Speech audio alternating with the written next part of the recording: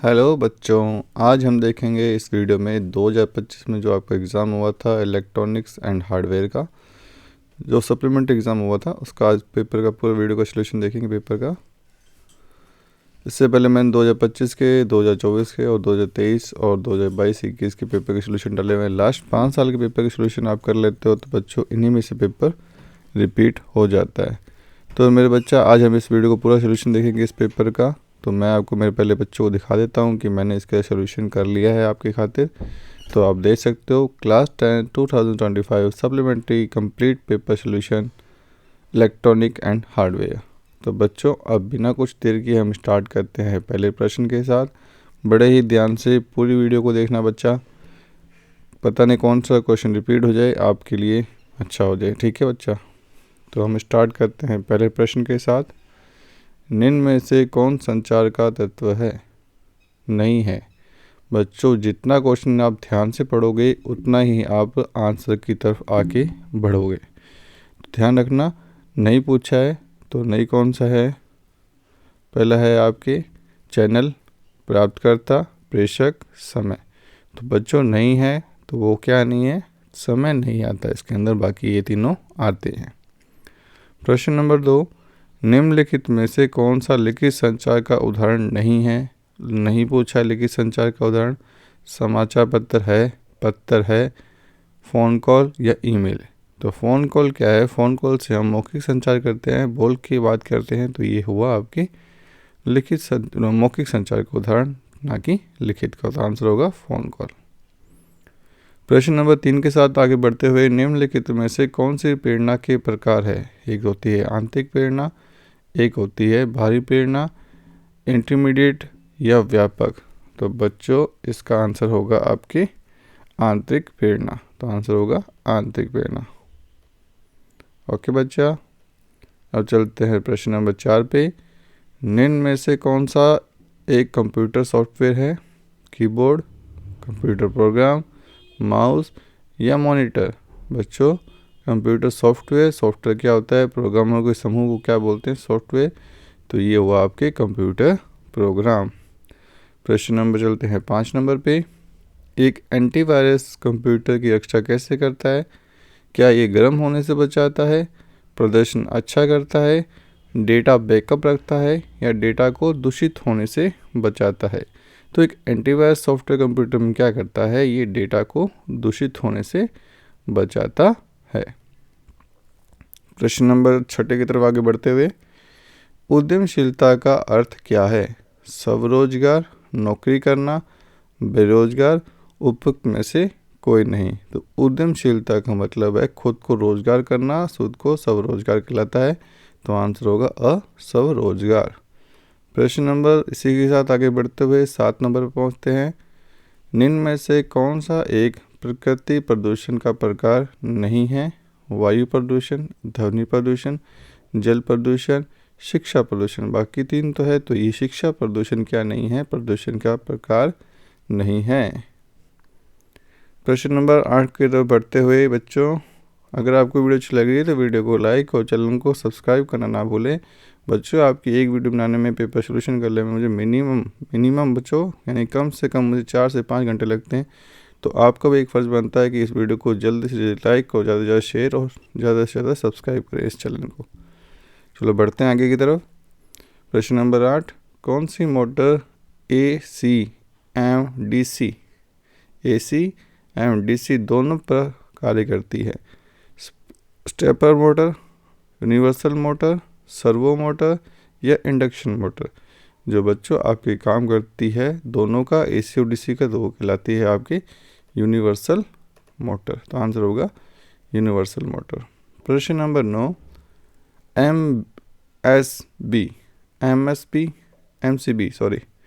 MCB का पूरा नाम क्या है? Miniature circuit breaker, main circuit board, motor circuit board, उपयुक्त में से कोई नहीं। तो ये है इसका MCB का पूरा नाम होगा M for miniature, C for circuit, B for breaker. तो MCB का पूरा नाम मिनिएचर सर्किट ब्रेकर। निम्न में से एक मोटर का भाग कौन सा है? Rotor, 3 pin socket, 2 pin top या फ्यूज़। तो ये आपके होगा रोटर। आंसर क्या होगा? रोटर। प्रश्न नंबर चलते हैं अब 11 पे। निम्न में से मिक्सर का भाग कौन सा है? जार, ब्लेड, मोटर, उपयुक्त सभी। तो बच्चों ये होगा आपके उपयुक्त सभी। तो आंसर होगा उपयुक्त सभी। ये तीनों ही भाग आते हैं। प्रश्न नंबर 12। जूसर का कार्य क्या जूसर क्या कार्य करता है? जूस निकालना, मिलाना, ये पीसना, ये काटना। तो बच्चों जूसर का कार्य नाम से पता लग रहा है, तो आंसर क्या होगा? जूस निकालना। प्रश्न नंबर 13। निम्न में से माइक्रोवेव ओवन का भाग कौन सा है? मैग्नेट्रॉन, थर्मोस्टेट, ट्रांसफार्मर, उपयुक्त सभी।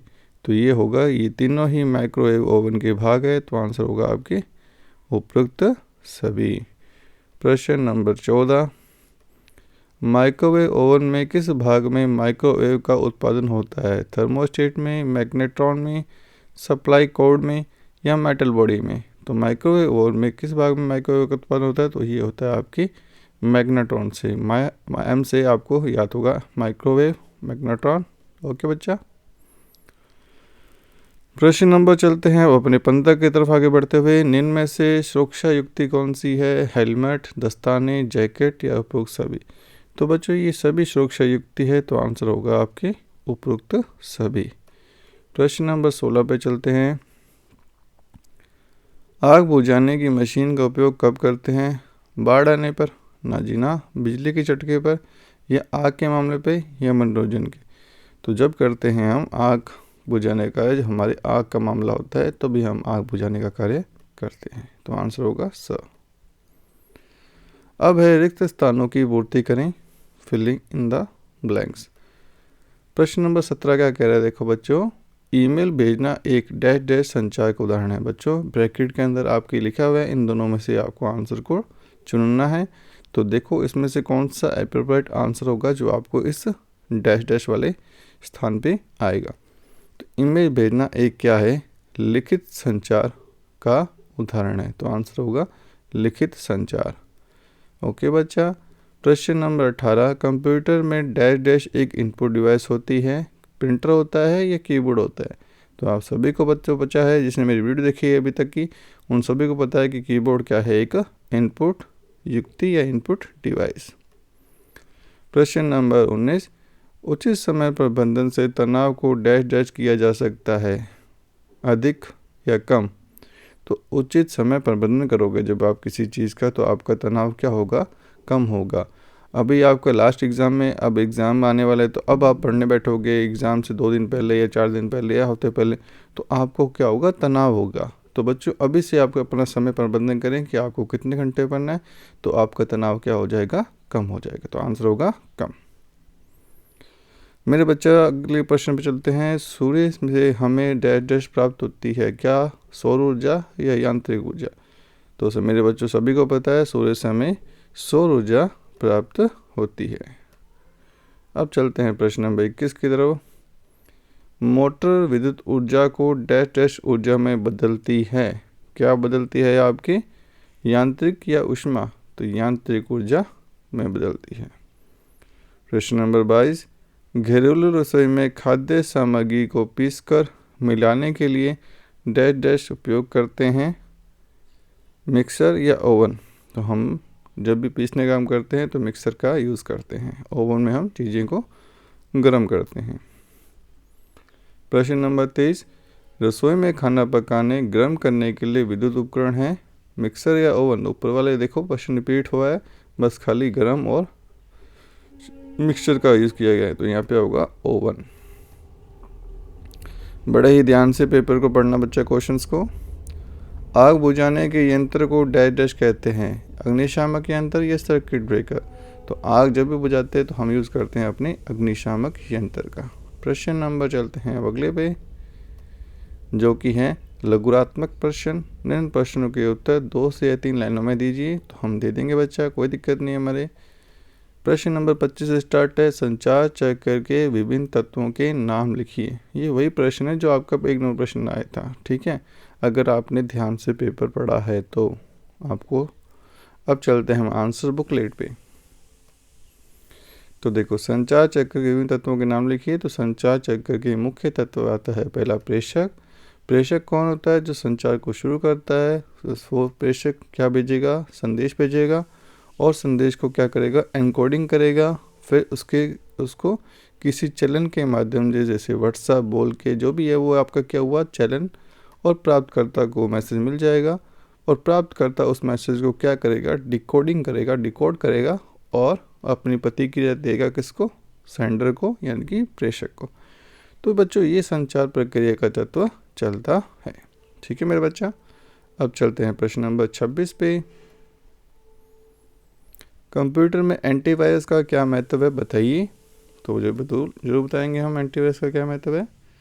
देखो, कंप्यूटर में एंटीवायरस का महत्व है, एंटीवायरस कंप्यूटर को वायरस, मेलवेयर व स्पाईवेयर से बचाता है, जो कि एक तरह के वायरस है। मेलवेयर और स्पाईवेयर ये दूषित फाइलों को स्कैन करता है और डेटा चोरी होने से रोकता है, और कंप्यूटर की स्पीड बनाए रखने में मदद भी करता है।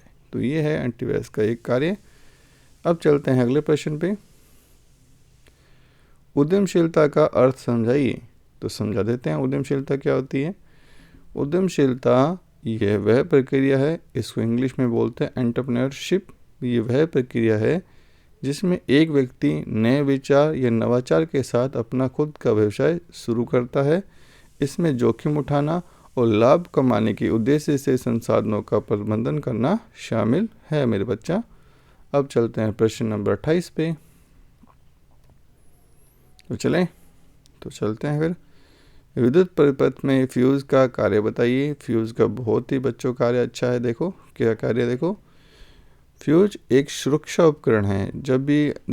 जब परिपथ में करंट की मात्रा सीमा से अधिक हो जाती है, तो अपने घर की लाइट उड़ जाती है ना, बंद हो जाती है, तो वो फ्यूज़ बंद हो जाता है अपने। फ्यूज़ का जो एक तार लगा होता है फ्यूज़ में, या किसी के एमसीबी होती है, वो डाउन हो जाती है, तो ओवरलोड के कारण बचाता ही हमको। तो फ्यूज का तार पिघल जाता है और परिपथ टूट जाता है, जिससे महंगे उपकरण जलने से हमारे बच जाते हैं। ठीक है मेरे बच्चा। तो ये फ्यूज़ का बहुत ही अच्छा कार्य है। आजकल लोग एमसीबी ट्रिप लगाते हैं, तो एमसीबी ट्रिप हो जाती है, डाउन हो जाती है, तो लाइट चली जाती है, फिर आपको आप एमसीबी को अप भी कर सकते हो। फ्यूज और एमसीबी का अंतर क्या है, ये प्रश्न बन सकता है बच्चा, तो आप जरूर इसको देखें। मैंने लास्ट वीडियो में करवाए होंगे, लास्ट ईयर पेपर में आया होगा। प्रश्न नंबर 29 का क्या, रसोई घर में मिक्सर का कार्य बताइए। तो आपको सभी को पता है मिक्सचर का कार्य क्या है। रसोई घर में मिक्सचर का उपयोग मसालों को पीसने, ग्राइंडिंग, विभिन्न सामग्रियों को मिलाने, मिक्सिंग, चटनी बनाने और तरल पदार्थों का मिश्रण तैयार करने के लिए हम मिक्सर का उपयोग करते हैं। ओके बच्चा। अब चलते हैं प्रश्न नंबर 30 पे। माइक्रोवेव ओवन के मुख्य 3 भागों का वर्णन करें। देखो, माइक्रोवेव ओवन के 3 भाग है। पहला है मैग्नेट्रॉन, यह माइक्रोवेव ओवन की तरंगें उत्पन्न करता है। दूसरा हाई वोल्टेज ट्रांसफार्मर, ये मैग्नेट्रॉन को उच्च वोल्टेज प्रदान करता है। फिर टर्न टेबल, ये भोजन को घुमाता है ताकि वह समान रूप से पक सके। तो ये माइक्रोवेव ओवन के 3 मुख्य भाग हैं। अब इसी के साथ चलते हैं प्रश्न नंबर 31 पे। विद्युत झटके से बचने के उपाय लिखिए। तो देखो, विद्युत झटके से बचने के उपाय निम्नलिखित हैं। बिजली का काम करते समय रबर के दस्ताने और जूते पहने। गीले हाथों से बिजली के स्विच को न छुएं। मरम्मत से पहले मेन स्विच बंद कर दें। उचित इंसुलेशन वाले औजार का प्रयोग करें। प्रश्न नंबर 32 पर चलते हैं मेरे बच्चा। अग्निशामक यंत्र पर लघु टिप्पणी लिखिए। लिख देते हैं टिप्पणी तो लिखनी है अपन को। आपको पता है अग्निशामक यंत्र का काम क्या होता है। अग्निशामक यंत्र, जिसे फायर एक्सटिंग्विशर को बोलते हैं, एक पोर्टेबल उपकरण है जिसका उपयोग, पोर्टेबल उपकरण उसको बोलते हैं बच्चा जो एक स्थान से दूसरे स्थान अपने आसानी से लेके जा सकते हैं। ठीक है बच्चा। जिसका उपयोग छोटी आग को बुझाने के लिए किया जाता है। इसमें रसायन कौन सा होता है, जैसे CO2 को सूखा पाउडर होता है, जो आग पर छिड़का जाता है ताकि ऑक्सीजन की आपूर्ति बंद हो सके और आग बुझ सके। तो प्रश्न नंबर 33 पे अब पहुँच चुके हैं बच्चों। प्रश्न नंबर 33 क्या कह रहा है, विद्युत मोटर का कार्य सिद्धांत समझाइए, इसके विभिन्न भागों के नाम लिखिए। तो देखो, सिद्धांत। विद्युत मोटर विद्युत चुंबकीय प्रेरणा के सिद्धांत पर कार्य करती है। जब एक धारावाही चालक को चुंबकीय क्षेत्र में रखा जाता है तो उस पर एक बल कार्य करता है जो उसे घुमाता है। ये विद्युत ऊर्जा को यांत्रिक ऊर्जा में बदलती है। और मुख्य भाग है इसके, पहला है स्टेटर, स्थिर भाग को जो चुंबकीय क्षेत्र उत्पन्न करता है। फिर है आपकी रोटर, घूमने वाला भाग। फिर है कम्यूटेटर, धारा की दिशा में बदलने के लिए। फिर आता है आपके ब्रश, रोटर को करंट सप्लाई करने के लिए। इसी के तो हम एक प्रश्न है जो कि हम यहीं से रीड कर लेंगे। फ्यूज और एमसीबी को समझाते हुए दोनों की तुलना कीजिए। देखो बच्चों, मैंने बोला था ऊपर, वही प्रश्न यहाँ पे रिपीट हो चुका है कि फ्यूज में क्या है और आप एमसीबी का क्या मतलब है। तो पहले हम पढ़ते हैं फ्यूज का। ये धातु की तार का एक टुकड़ा होता है जो करंट बढ़ने पर पिघल जाता है। इसे एक बार उपयोग के बाद बदलना पड़ता है, तार को बदलना पड़ता है। और एमसीबी क्या होता है, जिसे हम बोलते हैं मिनिएचर सर्किट ब्रेकर। ये एक स्वचालित स्विच है जो ओवरलोड होने पर अपने आप बंद हो जाता है। इसे दोबारा ऑन या रीसेट किया जा सकता है। इसकी तुलना में देखो, एमसीबी फ्यूज की तुलना में संवेदनशील और सुरक्षित है। फ्यूज सस्ता लेकिन बार बार बदलना पड़ता है, जबकि एमसीबी महंगी है और दोबारा उपयोग योग्य है। ठीक है मेरे बच्चा, अब चलते हैं प्रश्न नंबर 34 पे, जो कि हम रीड करेंगे आपकी क्वेश्चन बुकलेट से। मिक्सचर के विभिन्न भागों को समझाइए। समझा देते हैं। तो पहला है मिक्सर का पहला भाग है आपके यूनिवर्सल मोटर, दूसरा है जार, फिर ब्लेड, फिर कपलर। तो हम एक एक भाग को समझते हैं। यूनिवर्सल मोटर वह मिक्सचर को चलाने वाली मुख्य शक्ति है जो एसी और डीसी दोनों पर चल सकती है। और जार स्टील या प्लास्टिक के बर्तन जिनमें ब्लेड लगे होते हैं। गीला, सूखा और चटनी बनाने के लिए हम जार का उपयोग करते हैं। फिर है ब्लेड्स, स्टेनलेस स्टील से बने कटर जो सामग्री को काटते हैं, पीसते हैं। फिर है कपलर, मोटर और जार को जोड़ने वाला रबर या प्लास्टिक का हिस्सा। फिर है स्पीड सेलेक्टर, मोटर की गति धीमी या मध्यम तेज नियंत्रित करने वाला एक स्विच होता है, जिसे आप मीडियम करते हो, तेज करते हो ना। और फिर आता है ओवरलोड प्रोटेक्टर, जिसे हम OLP, मोटर को जलने और बचाने वाला एक सुरक्षा बटन। ठीक है मेरे बच्चा, और इसी के अथवा में प्रश्न है, वो भी हम रीड करेंगे क्वेश्चन आपकी बुकलेट से। माइक्रोवेव ओवन की मरम्मत पर रख रखाव को समझाइए। तो माइक्रोवेव ओवन नहीं है बच्चा, ये दूसरा रीड कर लिया हमने प्रश्न, ये वाला रीड करना हमको, हम 35 रीड कर लेते। 34 के अथवा प्रश्न है आपका, जूसर का कार्य विभिन्न प्रकार बताइए। देखो, जूसर का कार्य विभिन्न प्रकार बताइए। तो जूसर का कार्य, जूसर फलों और सब्जियों के गुदे, पल्प, जिसे पल्प बोलते हैं इंग्लिश में, से रस को अलग करने का कार्य करता है। प्रकार है सेंट्रीफ्यूगल जूसर, जिसमें तेज घूमने वाली जाली होती है जो केंद्र प्रसारक बल से जूस निकालती है। फिर आते हैं आपके मास्टिकेटिंग जूसर, मास्टिकेटिंग जूसर। ये फलों को धीरे धीरे चबाकर या निचोड़कर जूस निकालती है, जिसे हम कोल्ड प्रेशर बोलते हैं। फिर आता है स्ट्रेस जूसर, विशेष रूप से खट्टे फल, संतरा, नींबू के लिए हम उपयोग करते हैं। ठीक है मेरे बच्चा, अब चलते हैं प्रश्न नंबर 35 पे, जो कि हम रीड करेंगे आपकी क्वेश्चन बुकलेट से। माइक्रोवेव ओवन के कार्य और विभिन्न भागों के नाम बताइए। तो देखो, माइक्रोवेव ओवन के कार्य देखो। माइक्रोवेव ओवन भोजन में मौजूद पानी के अणुओं को कंपित करके गर्मी पैदा करता है, जिससे भोजन पकता है या गर्म होता है। ये विकिरण तकनीक का उपयोग करता है। इसके विभिन्न भाग देखो, पहला आता है मैग्नेट्रॉन, दूसरा है हाई वोल्टेज कैपेसिटर, फिर आता है वेव गाइड, फिर है कूलिंग फैन, फिर कंट्रोल पैनल, फिर केस या बॉडी। तो इसी के अथवा में एक प्रश्न हो रहा है, उसको भी हम रीड कर लेते हैं। माइक्रोवेव ओवन की मरम्मत और रखरखाव को समझाइए। तो हम पहले देखेंगे रखरखाव, जिसे हम मेंटेनेंस बोलते हैं माइक्रोवेव ओवन की। ओवन को हमेशा साफ रखें, भोजन के छींटों को तुरंत पोंछें, धातु के बर्तनों का उपयोग न करें, दरवाज़ा सही से बंद करना चाहिए ताकि रेडिएशन बाहर न आए। मरम्मत कैसे करेंगे? यदि ओवन गर्म नहीं हो रहा है तो मैग्नेट्रॉन या डायोड की जांच करें। यदि प्लेट नहीं घूम रही है तो टर्न टेबल मोटर की जांच करें। किसी भी आंतरिक मरम्मत के लिए हमेशा प्रशिक्षित टेक्नीशियन की मदद लें। क्योंकि इसमें उच्च वोल्टेज का खतरा होता है। तो कभी भी खुद की अपनी सहायता से इसको बदलने का या सही करने का प्रयास ना करें, एक तकनीशियन की मदद लें, उनसे आप सीखें। ठीक है मेरे बच्चा, फिर आप उनको कर सकते हो। तो बच्चों सभी क्वेश्चन हमने कर लिए हैं इस सप्लीमेंट्री जो एग्ज़ाम हुआ था 2025 में आपके इलेक्ट्रॉनिक हार्डवेयर का। बच्चों ये वीडियो आपको अच्छी लगे तो वीडियो को लाइक और चैनल को सब्सक्राइब करना मत भूलें। और लास्ट ईयर के सभी 5 साल के पेपर सोल्यूशन आप देख सकते हो आपके अपने चैनल यूट्यूब चैनल पलक क्लासेस पे जाके प्लेलिस्ट वाले सेक्शन पे जाना है और वहाँ पे अपनी प्लेलिस्ट को सर्च करना है। तब तक के लिए बाय, धन्यवाद।